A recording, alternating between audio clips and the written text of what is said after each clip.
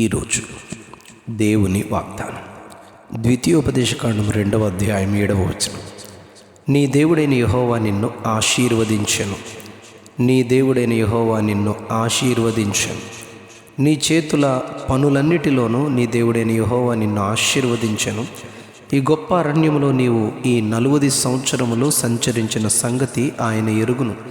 నీ దేవుడైన యెహోవా నీకు తోడై ఉన్నాడు, నీకేమీ తక్కువ కాదు.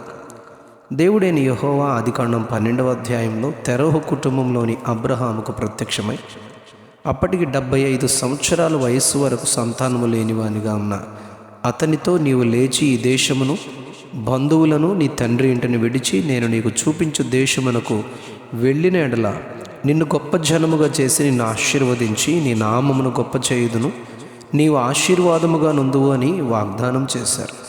ఆదికాండం 15వ అధ్యాయంలో బయలుదేరి సాగుచున్న అబ్రాహాముకు మరొకసారి ప్రత్యక్షమై దేవుడైన యెహోవా, నీ ఇంటి పెద్ద దాసుడైన ఎలియాజరే నా ఇంటి ఆస్తికర్తయగునని బాధపడుతూ ఉన్నావు కదా.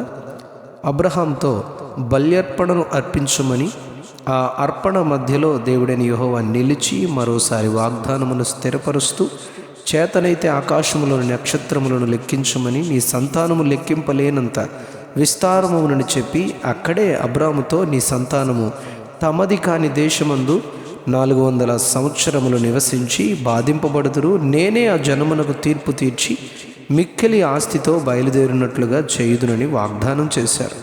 అన్నట్లే అబ్రహాము షారా గర్భాన ఇస్సాకు రెబెకాల గర్భాన ఏశావు, యాకోబు రాహేలను గర్భాన యోసేపును గొప్ప అధికారినిగా ఐగుప్తు రాజ్యంలో ఆయన నిలవబెట్టుకుని ఆహారమును నిల్వ చేయుట, ఆహారమును ప్రజలకు అందజేయునట్లుగా ఒక అధికారిగా చేశారు.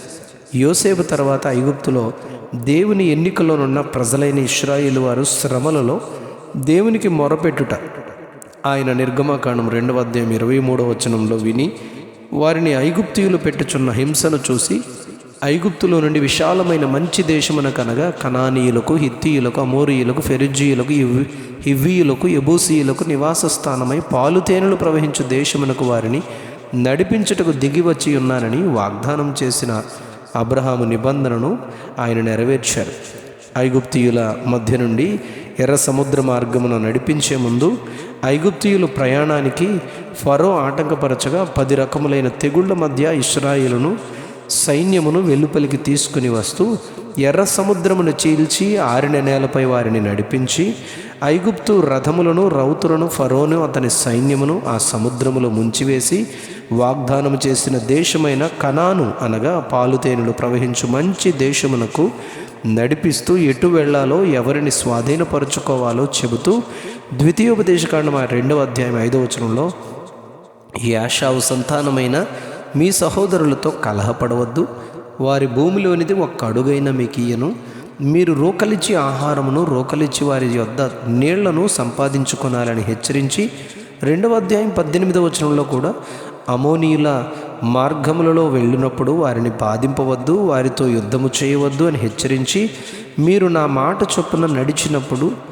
ఆ 40 సంవత్సరములు కనానుకు చేరు వరకు పగలు మేఘస్తంభములోను, రాత్రి అగ్నిస్తంభములోను మిమ్మల్ని నడిపించి ఆహారమునకు ఆకాశము నుండి మన్నాను, బండను చీల్చి దాహమునకు నీళ్లను అరణ్యములో పారజేశాను అని చెబుతూ, మీ చేతి పనులన్నిటి విషయంలోనూ నీ దేవుడైన యెహోవా నిన్ను ఆశీర్వదించెను, నీ దేవుడైన యెహోవా నీకు తోడై ఉన్నాడు, నీకేమీ తక్కువ కాదని చెప్పారు.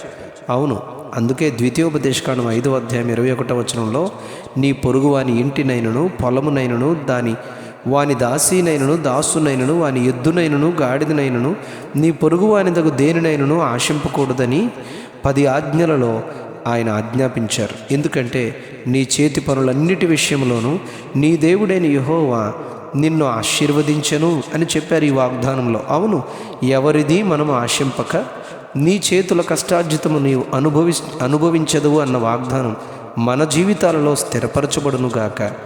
Amen, amen, amen. ద్వితీయోపదేశకాండం 2వ అధ్యాయం 7వ వచనం. నీ దేవుడైన యెహోవా నిన్ను ఆశీర్వదించెను, నీ దేవుడైన యెహోవా నిన్ను ఆశీర్వదించెను. ఆమెన్.